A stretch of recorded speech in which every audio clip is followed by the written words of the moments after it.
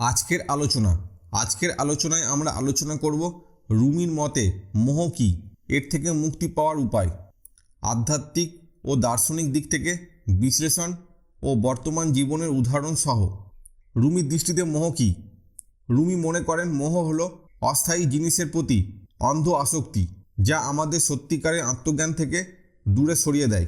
তিনি বলেন, তুমি যেসব জিনিসের সাথে জড়িয়ে পড়ছো সেগুলো যদি তোমার হৃদয় থেকে হারিয়ে যায়, তাহলে দেখবে তোমার প্রকৃত সত্তা তখনও অবশিষ্ট আছে। অর্থাৎ আমরা যখন বাহ্যিক বস্তু, সম্পর্ক, খ্যাতি বা বৈষয়িক সুখের প্রতি অতিরিক্ত আকৃষ্ট হই, তখনই মোহ সৃষ্টি হয়। আধ্যাত্মিক দৃষ্টিকোণ থেকে মোহের প্রকৃতি। মোহ ও প্রকৃত প্রেমের পার্থক্য। রুমি মোহ ও প্রকৃত প্রেমের মধ্যে পার্থক্য দেখিয়েছেন। উদাহরণ, ধরো কেউ যদি তার সঙ্গীর প্রতি এতটাই আসক্ত হয়ে পড়ে যে সে নিজের অস্তিত্ব হারিয়ে ফেলে, তাহলে তা মোহ। কিন্তু যদি সে ভালোবাসার মাধ্যমে নিজের এবং অপরজনের বিকাশ ঘটায়, তাহলে তা প্রকৃত প্রেম। মোহ মানসিক বন্ধন সৃষ্টি করে। রুমি মনে করেন মোহ মানসিক শৃঙ্খল তৈরি করে, যা আমাদের আসল স্বাধীনতা থেকে বঞ্চিত করে। তিনি বলেন, যতক্ষণ না তুমি নিজের আকাঙ্ক্ষার দাসত্ব থেকে মুক্ত হবে, ততক্ষণ তুমি প্রকৃত শান্তি অনুভব করতে পারবে না। উদাহরণ, কেউ যদি মনে করে আমি যদি সমাজের স্বীকৃতি না পাই তাহলে আমার জীবন মূল্যহীন, তবে সে মোহগ্রস্ত। কিন্তু যদি সে নিজের অন্তর থেকে আত্মবিশ্বাস অর্জন করে, তাহলে সে মুক্ত। মোহের কারণ ইন্দ্রিয়ের প্রতারণা। রুমি মনে করেন আমাদের ইন্দ্রিয়গুলোই আমাদের মোহগ্রস্ত করে রাখে। আমরা যা দেখি, শুনি, স্পর্শ করি, সবই আমাদের আকাঙ্ক্ষা বাড়ায় এবং অস্থায়ী আনন্দে আটকে রাখে। তিনি বলেন, তুমি যা দেখছো তা যদি সত্য হতো, তাহলে দৃষ্টিভ্রম বলে কিছু থাকতো না।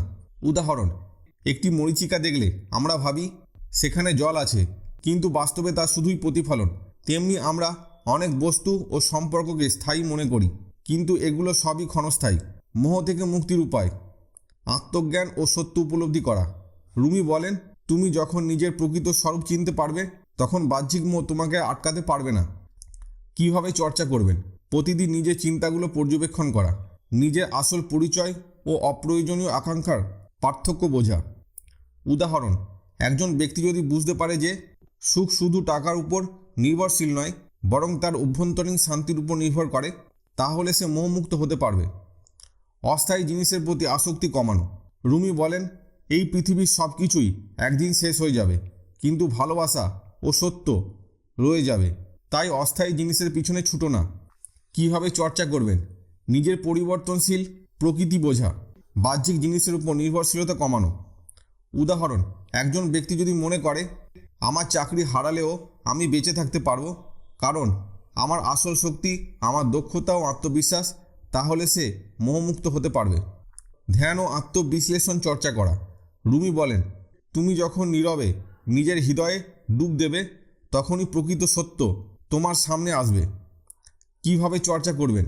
প্রতিদিন নীরব হয়ে নিজের চিন্তাগুলো পর্যবেক্ষণ করা, বাহ্যিক জিনিসের পরিবর্তে অন্তরের প্রশান্তির দিকে মনোযোগী হওয়া। উদাহরণ, কেউ যদি প্রতিদিন সকালে 10 মিনিট ধ্যান করে এবং নিজের ভিতরের শান্তির সাথে সংযোগ স্থাপন করে, তাহলে বাহ্যিক জিনিসের প্রতি তার মোহ কমে যাবে। সৃষ্টিকর্তার প্রতি আস্থা রাখা। রুমি বলেন, যদি তুমি সত্যিকারের মুক্তি চাও, তবে সৃষ্টিকর্তার প্রতি নির্ভর করো, কারণ তিনি ছাড়া আর কেউই চিরস্থায়ী নয়। কিভাবে চর্চা করবেন? প্রতিদিন কৃতজ্ঞতা প্রকাশ করা, নিজের জীবনের উদ্দেশ্য খুঁজে বের করা। উদাহরণ, কেউ যদি প্রতিদিন মনে করে আমি যা পাই তা আল্লাহ বা ভগবানের দান এবং তিনি আমাকে সর্বদা সঠিক পথ দেখাবেন, তাহলে সে মোহগ্রস্ত হবে না। মোহ থেকে মুক্তির প্রকৃত পথ। রুমি বলেন, মোহ থেকে মুক্তির প্রকৃত পথ। রুমি বলেন, মোহ হলো একটি কারাগার, কিন্তু তোমার কাছে চাবি আছে। সেই চাবিটি হলো আত্মজ্ঞান, প্রেম এবং সৃষ্টিকর্তার প্রতি আস্থা। সংক্ষেপে মোহ থেকে মুক্তির উপায়: নিজের প্রকৃত স্বরূপ চেনা, অস্থায়ী জিনিসের প্রতি আসক্তি কমানো, ধ্যান ও আত্মজ্ঞান চর্চা করা, সৃষ্টিকর্তার প্রতি বিশ্বাস রাখা। যদি আমরা এগুলো অনুসরণ করি, তাহলে বাহ্যিক মোহ আমাদের আটকাতে পারবে না, বরং আমরা প্রকৃত শান্তি ও মুক্তি অনুভব করব। রুমির মতে মোহ ও তা থেকে মুক্তির উপায়। দার্শনিক বিশ্লেষণ। মোহ কী?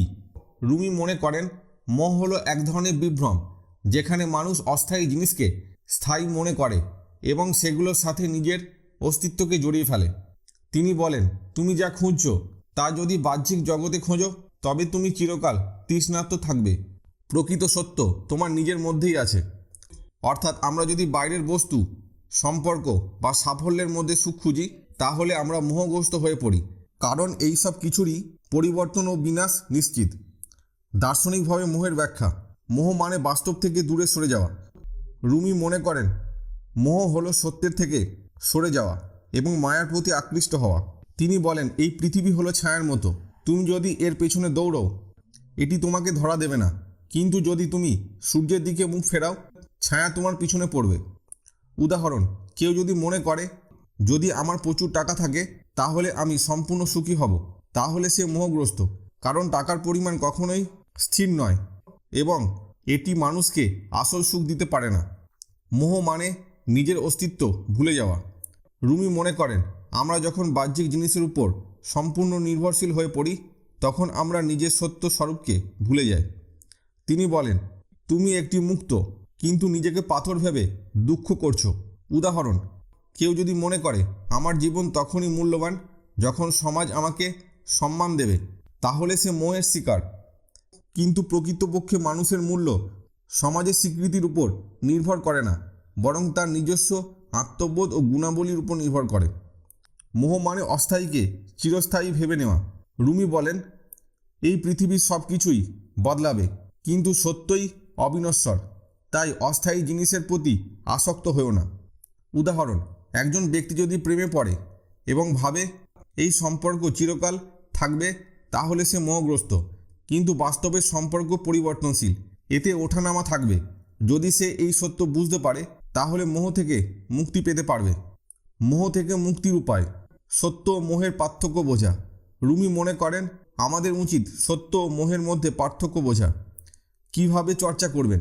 প্রশ্ন করুন, আমরা যা চাই তা কি আসলেই আমার সুখের মূল কারণ?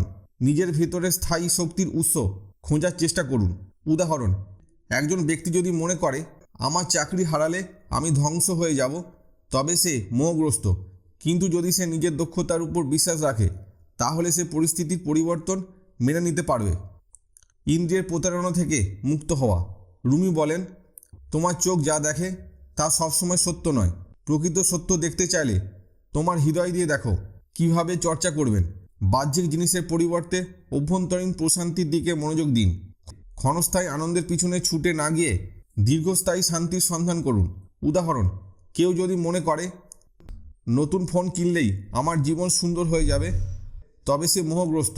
কিন্তু কিছুদিন পর সে দেখবে নতুন ফোনও পুরনো হয়ে গেছে এবং তার আসল আনন্দ অভ্যন্তরীণ। আত্মজ্ঞান অর্জন করা। রুমি বলেন, তুমি যদি নিজের অন্তরের দিকে তাকাও তবে বুঝতে পারবে যা তুমি বাইরের জগতে খুঁজছো তা তোমার মধ্যেই আছে। কিভাবে চর্চা করবেন? নিজের চিন্তা ও আবেগ পর্যবেক্ষণ করা, নীরবে ধ্যান করা এবং নিজেকে বোঝার চেষ্টা করা। উদাহরণ: কেউ যদি নিজেকে প্রশ্ন করে আমি কি সত্যি এই বস্তু বা সম্পর্ক ছাড়া অপূর্ণ, তাহলে সে বুঝতে পারবে আসলে তার সুখ ও পরিপূর্ণতা বাহ্যিক জিনিসের উপর নির্ভর করে না। সৃষ্টিকর্তার প্রতি আস্থা রাখা। রুমি বলেন, যদি তুমি মনে করো তোমার জীবনে যা ঘটছে তা উদ্দেশ্যহীন তবে তুমি এখনও সত্য বুঝতে পারোনি। কিভাবে চর্চা করবেন? প্রতিদিন কৃতজ্ঞতা চর্চা করা। বিশ্বাস রাখা যে জীবনে সব কিছু নির্দিষ্ট কারণে ঘটছে। উদাহরণ: একজন ব্যবসায়ী যদি ব্যবসায় ক্ষতিগ্রস্ত হয়, সে যদি ভাবে এটা আমার জীবনের শেষ, তবে সে মোহগ্রস্ত। কিন্তু যদি সে মনে করে এটি একটি শিক্ষা এবং আমি নতুনভাবে শুরু করতে পারবো, তবে সে সত্যের পথে রয়েছে। মোহ থেকে মুক্তির দার্শনিক পথ। রুমি বলেন, তুমি যদি সত্য খুঁজতে চাও তবে বাহ্যিক দুনিয়ার প্রতি আসক্তি কমাও এবং নিজের আত্মাকে জানার চেষ্টা করো। সংক্ষেপে মোহ থেকে মুক্তির উপায়: সত্য ও মোহের পার্থক্য বোঝা, ইন্দ্রিয়ের বিভ্রম থেকে মুক্ত হওয়া, আত্মজ্ঞান অর্জন করা, সৃষ্টিকর্তার প্রতি আস্থা রাখা। যদি আমরা এসব অনুসরণ করি তাহলে বাহ্যিক মোহ আমাদের আর নিমন্ত্রণ করতে পারবে না, বরং আমরা প্রকৃত সত্যের দিকে এগিয়ে যাব এবং জীবনে স্থায়ী শান্তি খুঁজে পাব। আজকের আলোচনা এখানেই শেষ হলো।